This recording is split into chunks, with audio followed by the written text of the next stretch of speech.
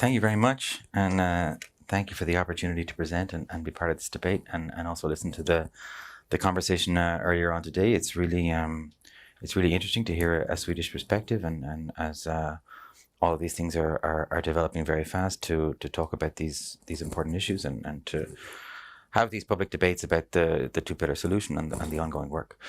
So I will focus here on the work that the OECD has done to assess the impact of the two-pillar solution. We've been doing this for a long time, since really the two-pillar solution was first thought up, really, which is years ago now. We released an economic impact assessment in 2020, but as the process kept on going and as the design of both pillars changed, we updated the estimates earlier this year, and we're still continuing to work to try to understand the impact of the two pillars, because as you may know, the work is ongoing on both pillar 1 and pillar 2, and so the design is still changing, and so that's why we do the work that we do to try to keep countries as informed as possible as in terms of what the pillars look like. So in January of this year, we released revised estimates of Pillar 1, providing headline global estimates and then also providing estimates at the jurisdiction group level. And then on Pillar 2, we have global estimates, but we're still trying to understand better the potential behavioral reactions, which I'll talk a little bit more about in a moment, which might impact exactly which countries receive the revenue that will come from Pillar 2. So I won't go in a lot to the design of Pillar 1 and Pillar 2. Hopefully Mona has done that already, so I don't have to. And in many ways, I think our approaches to estimating Pillar 1 are probably fairly alike, with some important differences that I'll speak to. And on Pillar 2, we're probably maybe a little bit further apart, but I'll speak to those differences as well.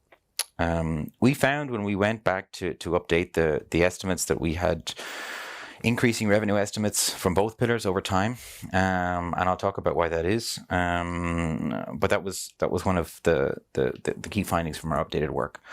Where did those extra revenues come from? Well, it came from design changes with respect to both pillars. As we updated the data, as we got more recent data, we discovered that there was potentially more revenue available from both pillars. And then also we tried to improve our modeling relative to the first time we did this to the second time we did this. I think all of the presentations today will focus quite strongly on revenue, and obviously revenue is a very important question. But I think we heard this in the panel earlier this morning, and I think it's very true that it's a mistake to look at the value of the two-pillar solution purely in terms of tax revenue, and I think that was discussed at length this morning. I think a lot of those points are very valid.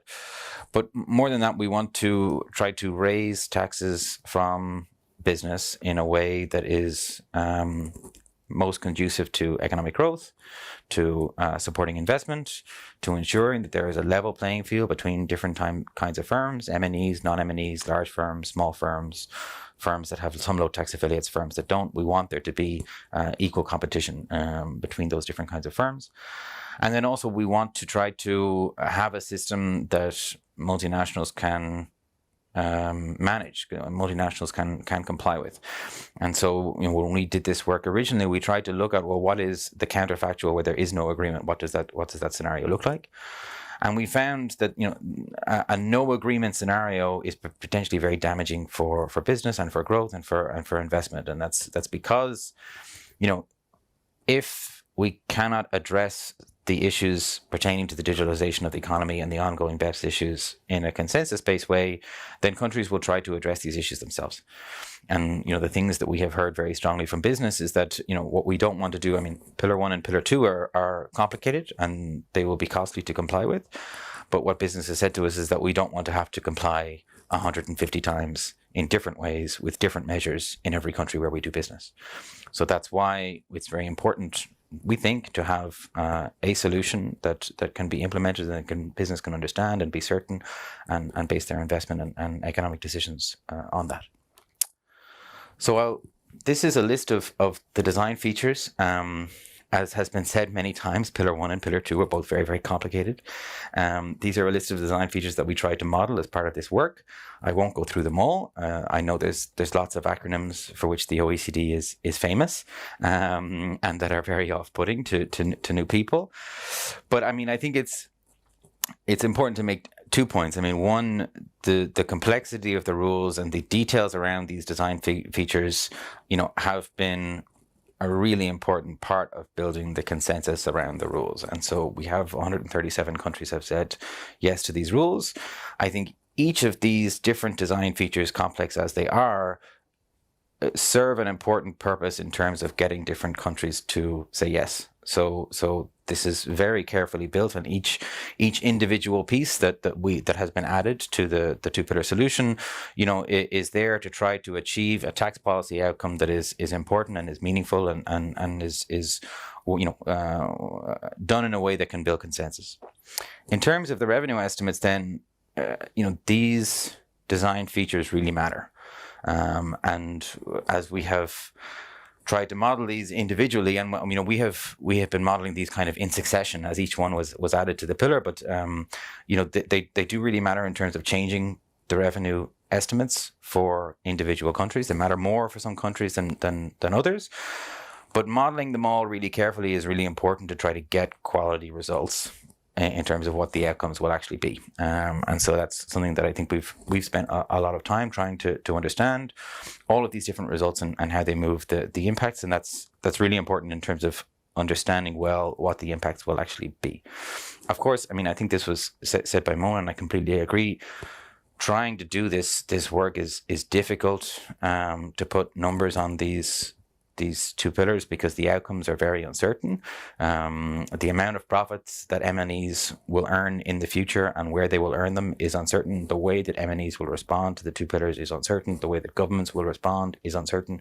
So this it's foolish almost to try to say with certainty that exactly how much money is going to be earned by any individual country, but we do it anyway to try to inform the debate. But I think that's probably well understood in this room, and by many stakeholders online, that this it's difficult work and it's very, very uncertain. So much of this analysis is to try to give people an understanding of what the rules are trying to do, as opposed to predicting the future and saying this is exactly how much revenue you will get. So I won't spend a lot of time talking about our methodology. I will maybe when I put the results up, I'll talk a little bit about our results compared to Mona's and compared to some of the other studies that are out there, and try and explain a little bit where the differences in the results come from. But I mean, overall, we probably have relatively similar approaches, but I'll talk a bit about how they're different. Overall, we have, for Pillar 1, we have estimated global revenue gains of between 13 and 36 billion. So that's in a similar range to what Mona previously presented. Ours are a little bit higher, and I'll explain why that is. The main reason why it's higher is actually in the next slide there. We find that, number one, we have more companies in scope than was in the EU Tax Observatory study. So we have a slightly larger pool of profit. We also note that and I'll show this in a slide in a minute, that the amount of profit that these companies are earning is rising over time. So these companies are getting larger, they're getting more profitable.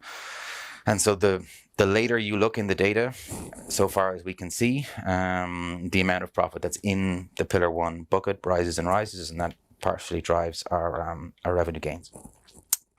The other key reason that our revenue estimates are probably a little bit higher on the upside compared to the others, that as Mona said, Pillar 1 is not raising new revenue directly. It's a reallocation of taxing rights. It's moving taxing rights from one place to another to try to address this issue where a business can be active digitally or otherwise in a country but not pay taxing rights. So it's reallocating taxing rights for those kinds of businesses. And when it does that, it raises revenue. The reason why it does that is because it reallocates taxing rights largely from low tax jurisdictions to higher tax jurisdictions. So it's not setting out to raise new money, it's setting out to move taxing rights around. But what actually happens is that the taxing rights that get moved are taxing rights that are in low tax jurisdictions, and they get moved to higher tax jurisdictions on average. And that's what raises money. Now, what we find relative to what the tax authority study found is that basically we think there's going to be more losses of taxing rights in low tax jurisdictions. And that means that there's going to be more revenue raised.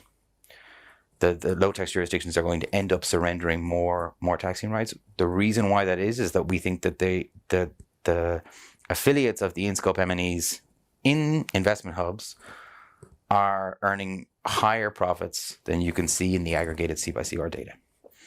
And that's not something we discovered. That's what was basically reported to us by countries when they first saw our results. They said, "Look, this is okay, but in our own data, and the C/CR, the microdata is the best data with which to look at this. The affiliates in investment hubs are really, really profitable, more than you can see in your own data. And so, for that reason, we expect that investment hubs will surrender more taxing rights, which in turn then generates more revenue. We tend to find that low and middle income jurisdictions gain more than high income jurisdictions as a share of revenues. In general, we express our results as a share of CIT. I mean, it's trivial almost to say that larger jurisdictions with bigger GDP will gain more in dollar terms as a share of CIT. We expect low and middle income jurisdictions to do slightly better. The differences aren't dramatic, but we do expect low and middle income jurisdictions to do slightly better. A lot of that has to do with the way we sourced the revenue, so the way we allocated Pillar 1. So, broadly speaking, investment hubs tend to be surrendering taxing rights, and other jurisdictions tend to be receiving them. And depending on exactly how that receipt is modeled, depends on who is going to get the money, get the additional taxing rights. And we tend to find that low and middle income jurisdictions get slightly more. So that's important to say. Pillar 2, I will present in less detail on. We have estimated global revenue gains of between 140 and 260 billion.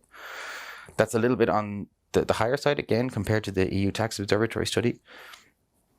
I will say probably two things about that. A reason that I think that the estimate might wind up on the lower range of this estimate is that there are important differences between the C/CR, the definition of profit in the C/CR, and the definition of profit for GloBE purposes that may impact exactly how much money is raised.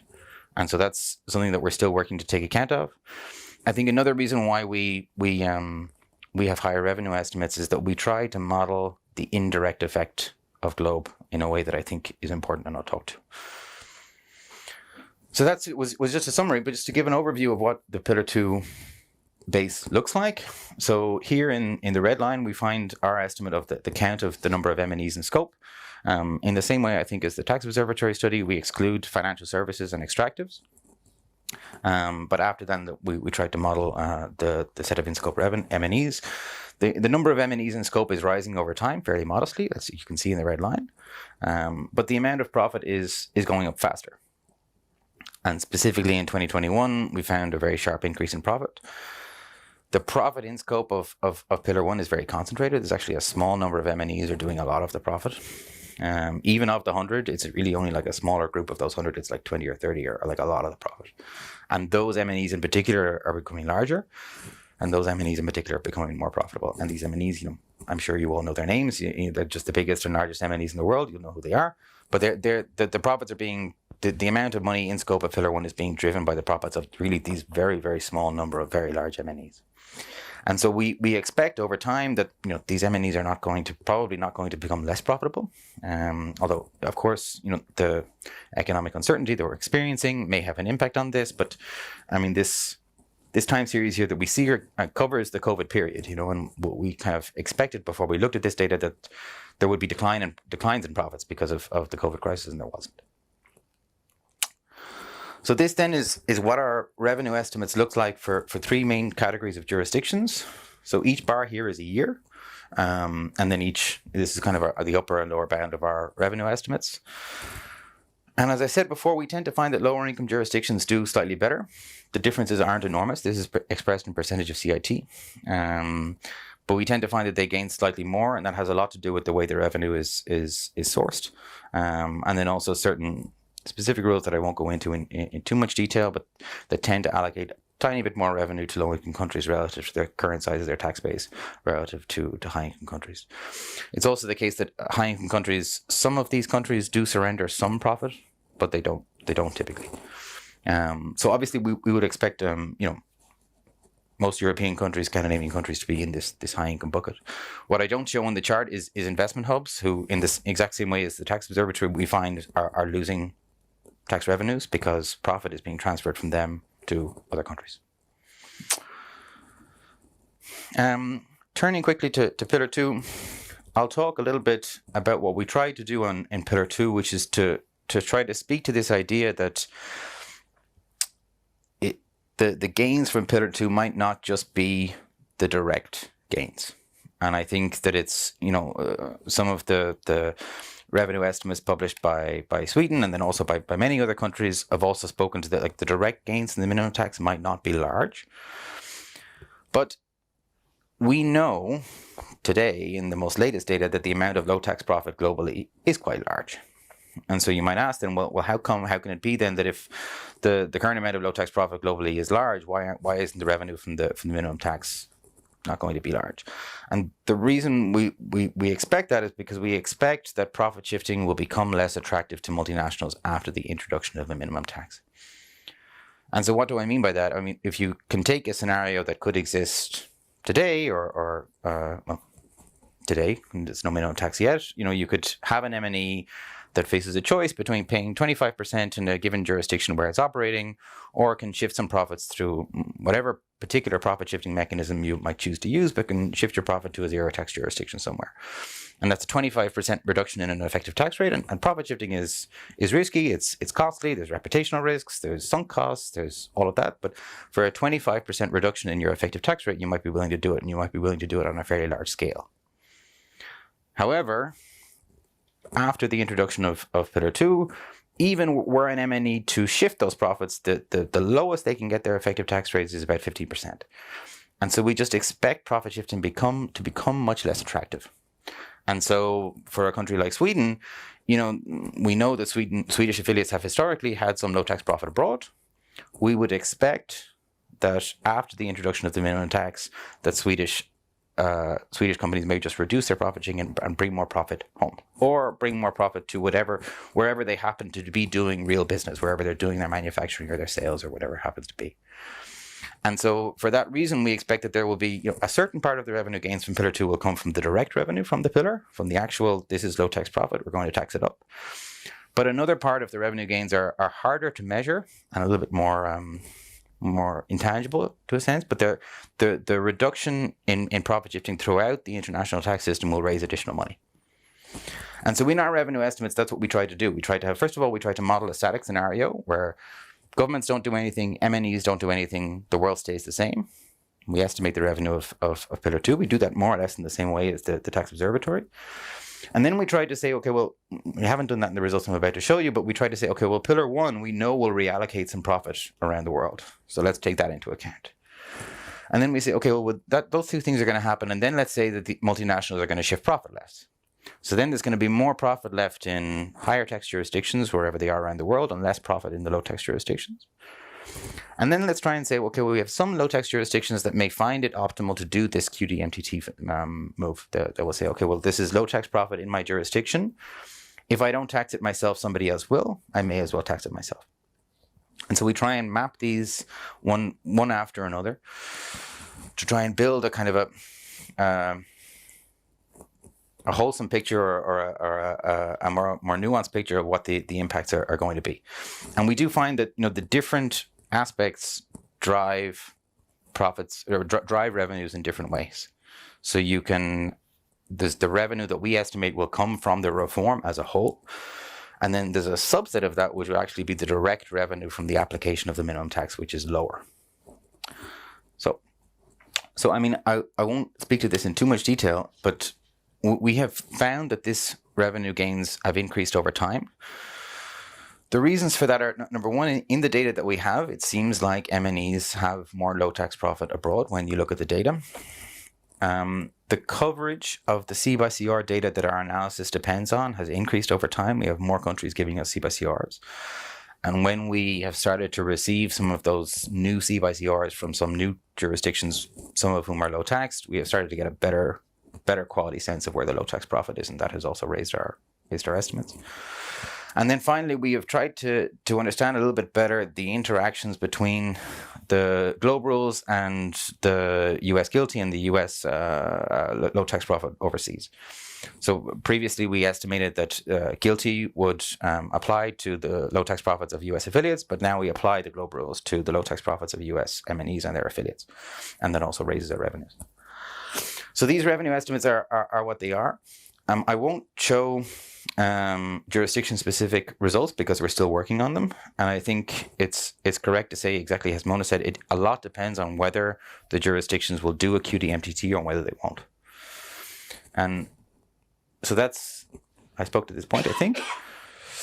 But so as I said, I mean, a lot of work is trying to understand the impact of QD-MTTs. Something that's not accounted for in these revenue estimates, but I think is important, is that in the current model that we have, we mainly assume that the low tax profit is in low tax jurisdictions. But we know that low tax profit also exists elsewhere as well. So that you can be a high tax jurisdiction but have some MNEs in your jurisdictions that are paying low tax rates. So you may be a jurisdiction with a 35% rate, but you may be offering a tax holiday to some MNEs. Or you may be a jurisdiction with a 20% rate, but you may have a patent box that charges a 7% rate. And so one of the things that we're trying to do now is to try and get a handle on this extra low tax profit that may exist also in high tax jurisdictions, and to try to see what that does, not only for the headline revenue estimates, but also for the distribution of the revenue gains across countries. So I'll stop there, but I'm happy to take questions. Thanks. Thank you very much. It was very interesting. I think we have a few questions, but can I begin as a moderator? I'll take the liberty. Because I figure from Pillar 1, I mean, you have all countries, I guess, are positive in theory that you will tax more, but then you look at your own bottom line, and maybe you lose out a little bit. So it must be very difficult to actually negotiate and model this at the same time, like a train running, and you have to build a rail at the same time. Is that so, or can you? I mean, it's not the case. So it's not the case, and I mean the chart I showed our results for low-income countries, middle-income countries, and high-income countries. We have a separate category of investment hubs that we find losing that I didn't show. It's in another presentation that you can find on our website. But so not everybody is gaining revenues from Pillar 1. Most countries are, but not everybody, because there is this transfer of taxing rights from certain jurisdictions to certain other jurisdictions. Whether it's hard to model, yes, it is. I mean, it's hard to model because it's a moving target, and it's been like that for 4 years. So, we've continued to try and update the results kind of often, kind of week by week, as different aspects of this have changed. But I mean, I think it's fair to say that the overall, I mean, I think somebody said this earlier on. Pillar 1, I think, started as a very simple idea. We're going to take some residual profit and allocate it to market, and that was a very simple idea, and it was a very simple model initially. And then as the negotiations progressed, it has become more and more complicated, and we've had to model more and more features. But the overall shape of Pillar 1, like we're going to take some residual profit and allocate it to market jurisdictions, has not changed. And in spite of all of the complexities and issues in terms of the revenue sourcing and the elimination and all of the other features that have happened, the overall, what it does, what it's designed to do, has not changed, because I think the members understand what they're trying to do, and that's. So it has changed, but it has stayed the same. I see. Thank you. I have a few from Mona and then Severin. So you need a microphone.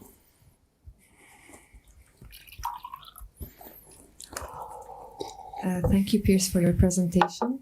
I have a question on the application. Let's say Pillar 1 and Pillar 2 are applied and enter in force. Is there, would Pillar 1 apply before Pillar 2, or would Pillar 2 apply and then Pillar 1 applies? Because this would change a bit sometimes the outcome of the revenues. So just wondering about that.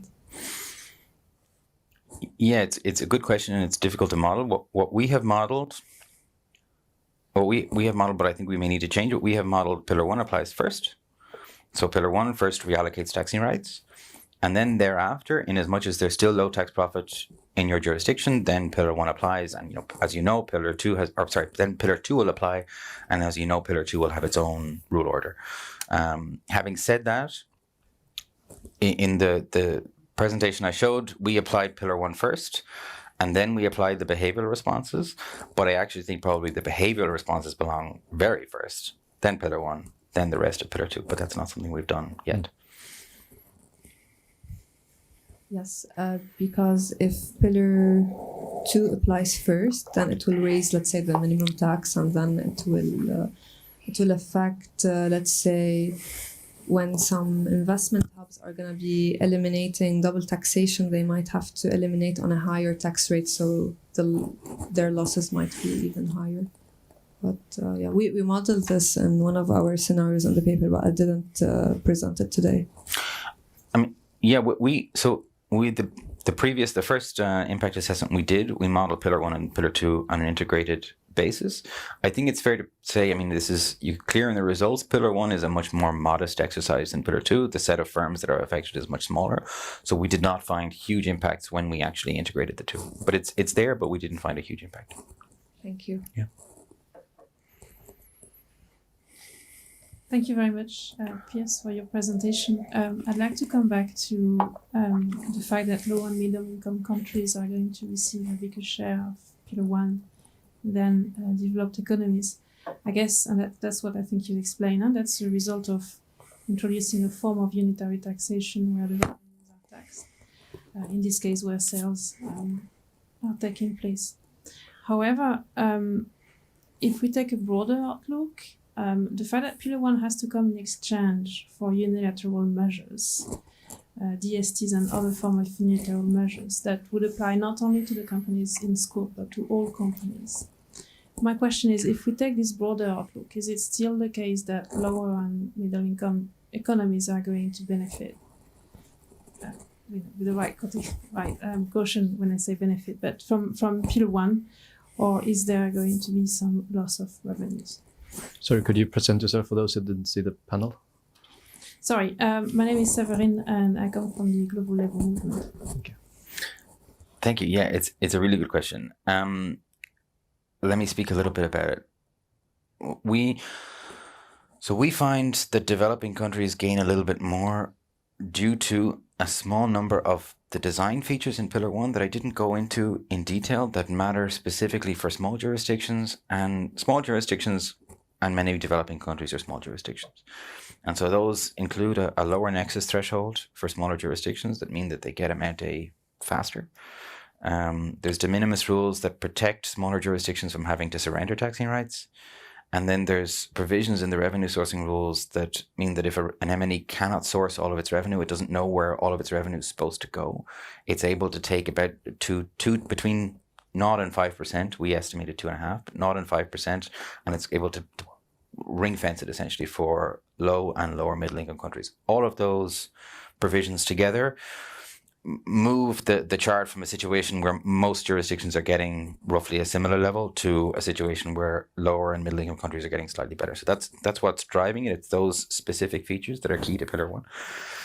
Your next question then about DSTs is a good one. We have looked at this. It's certainly an important question, I think, for a lot of lower and middle income countries. When we look at this, we don't find that DSTs raise more money than Pillar 1. We find Pillar 1 raises more money than DSTs for those countries. Why is that? As I've said, the Pillar 1, the amount of profit in the digital space is just very, very concentrated at the very, very top of the distribution. The top players earn most of the profit. They also have most of the revenue. So we have a pillar that really targets the very, very largest firms. And we find that because it targets the firms that have most of the profit and most of the revenue, the firms that you lose from that would be out of scope of Pillar 1 are just not raising that much revenue.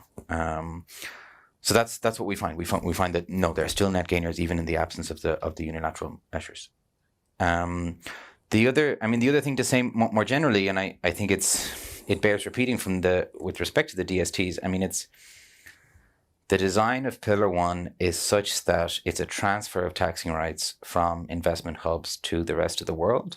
DSTs don't perform the same function. There's double taxation. There's no relief.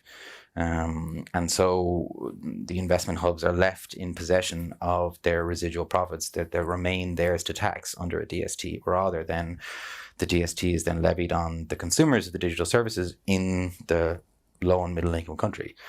And so just totally separately from the tax revenue question, and I mean, I think it's important to say revenue is not the only criterion here. It's also who is bearing the incidence of these taxes, and then also what is the impact of those taxes on the economy. And both of those points, I think pillar one is better, frankly. I mean, sorry, Sam, I don't want to monopolize, but these are very good points, so thank you for this. But just on the fact that you've modeled the revenues estimations for DSTs and Pillar 1, if that is available somewhere, that'd be great to receive, because it really is crucial information when we give advice to our colleagues, and I don't have this information. So we've done it. We haven't put it out in the world. The African Union has done a study as well that I can send you the link, but also finds a similar thing. And then we have one last question from online. Yeah, there is one online, but maybe very, very two quick short ones. So I have one is the higher middle and low income countries basically receiving higher profits. Could this be a denominator effect? Namely that when you divide by CIT, these countries they rely less on CIT than higher income countries, and so when you divide by CIT, then this result is a little bit higher for them. And the second question is, do you try to model responses, or in the future, basically trying to model the responses from companies in response to carve-outs that have been introduced in the rules, namely once they kick in, that they would take advantage of these rules in order to minimize what they have to pay. Which is in the scope of your future work. Which carve-out? Which carve-out do you have in mind? Like the financial and extractives, or the Pillar 2 substance-based? Substance. The substance-based carve-out. Okay. The answer to the first one is I don't know. In my mind, I'm not sure that the CIT to GDP ratios are that different. I don't know, but my thought was that CIT levels are relatively constant across different income levels, but rather the higher tax to GDP ratios in the OECD countries tend to stem from other non-CIT taxes, I think, but I don't know. It's possible. In terms of the carve-out, it's not something we've looked at a lot. I mean, we've looked at the impact of the carve-out. We've modeled it same as the tax observatory study did in terms of the revenue impacts, but in terms of the investment responses, we haven't gotten in there. But it's important. I mean, I think in terms of the investment responses, we did a paper on investment responses to Pillar 2 that suggested that the overall additional tax burden on investment stemming from Pillar 2 will be modest. And the reason for that, we think, is essentially that the carve-out leaves the normal return on investment untaxed, or it tries to do that. And so for that reason, we expect the investment response to be modest. We expect the tax should fall on rents. There is a last question online, which is a little bit technical. How are you correcting CBCR profit to take into account the different tax-based definition in the GLOBE rules? It's a good question. We have not in these figures, but we are working on it. Yeah, we do find that it will probably move the estimates away from the upper end of our range and towards kind of more the middle and lower end of our range is what we expect. But I'm saying that without having finished the work. Thank you so much.